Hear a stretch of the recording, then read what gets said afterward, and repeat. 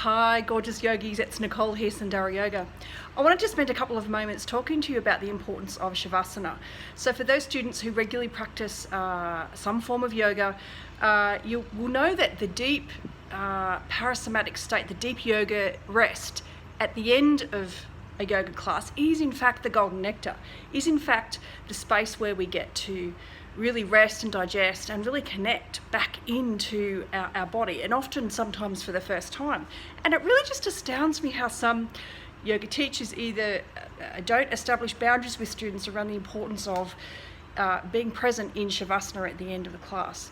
So I wanted to spend just a couple of moments just giving you some tips around how you may, if you're not currently practicing Shavasana, how you may find the richness in experiencing the parasympathetic state.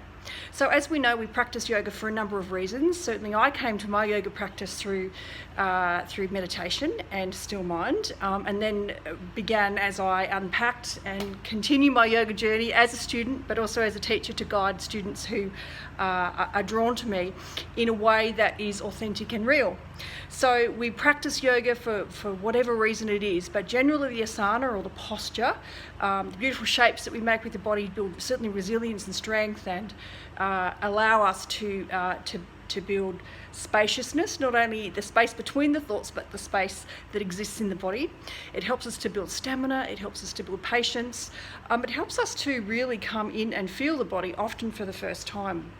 And what I mean by that is really connecting in with where we may be holding tension, or where we may be holding onto things that no longer serve ourselves. So the asana practice, yes, whilst is a very important part of a yoga practice, is not the only component of the yoga practice. In fact, Patanjali in his sutras, the wonderful wisdom that he shares through the Yoga Sutras, also talks about this connection to the mind, body and spirit. So it talks about the yoke or the union.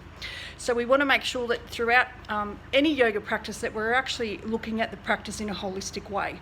So not just focusing on the physical aspects of the practice. Certainly it is very rich and is very full and can build lots of different physical strength, certainly for us, but it's not the only thing. So we clearly practice asana in our yoga practice. We should also be practicing Pranayama, which is some form of breath regulation, so regulating the breath. Also the practice of pratyahara or sense withdrawal. And I find that pratyahara really comes into play during our Shavasana. So Shavasana is in fact quite a challenging pose or challenging asana, given that it's practiced at the end of the class. Often students avoid it, not too sure why, whether they feel that they don't get the benefits from it. So Shavasana really is aimed to bring you back into surrender. So let's just ask ourselves that question. When was the last time you truly and open-heartedly surrendered to what is? So this practice of Shavasana at the end of a yoga practice is so valuable and so important. So how I like to guide my students through Shavasana, and this pose is called the corpse pose. So we're actually lying, connecting on the root, on the floor, on the mat, connected to the earth. Our hands are soft, fingers slightly apart, feet slightly apart, palms facing up to receive the energy, or palms facing down. Generally like to have the palms facing up. We're nice and long, so we're making sure that we're connecting in with the crown of the head, the back of the neck. The spine is beautiful and long. So we're all in alignment. So the importance of the spine connection to the earth, and we're also very aware of the front body. So we're aware of any tension that might be existing through the front of the collarbones, through to the heart. So we're making sure shoulders are down the ears. We're making sure that we're also really relaxed through the face. So I sometimes get the students to unclench the jaw and be mindful of any tension through the back of the eyes or through the head. So I basically adopt a couple of techniques. So the first technique could be just a still mind Shavasana. So still mind Shavasana is really where you just come in and you discover the breath. So you really tune into the rise and fall of the breath. And that can be silent. So we're tuning in to practice this sense withdrawal coming into the body. I also may choose to guide the students through a nidra, a yoga nidra practice, which is using the breath to channel and become aware of where we might be holding tension throughout the body. So you may have heard of it as a body scan. So I might also guide through a visualization to connect the breath with any areas of tension in the body. And where the breath is sent with intention, the prana actually flows. So the prana flows through the meridians to then ignite any pathway to send love and kindness and breath and energy or prana into the organs to then allow us to release tension and to allow us to function on a beautiful and connected level. So my Shavasanas usually run for 5 to 8 minutes. So I never, ever skip Shavasana throughout a practice.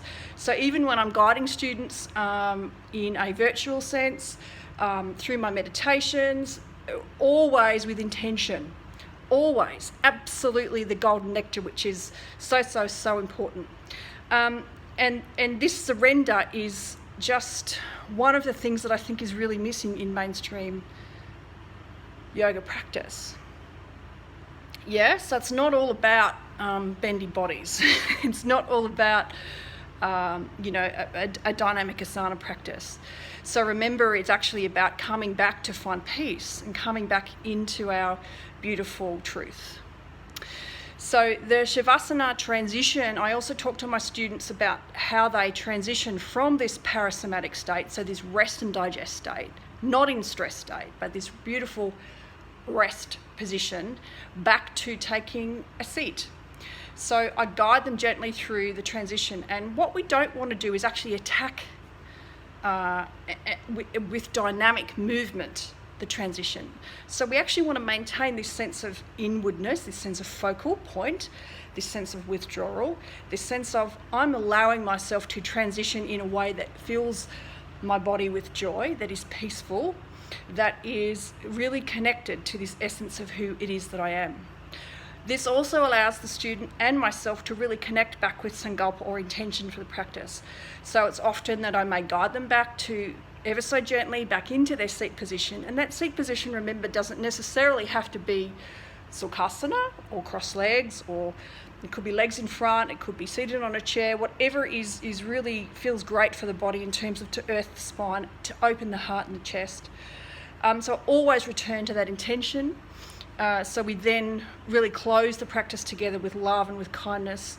I may also chant, I may close the practice with a prayer, whatever I feel called to do. So that's the real essence of what Shavasana is actually about, which is really to prepare you to transition and to take your yoga practice to an even deeper level off the mat.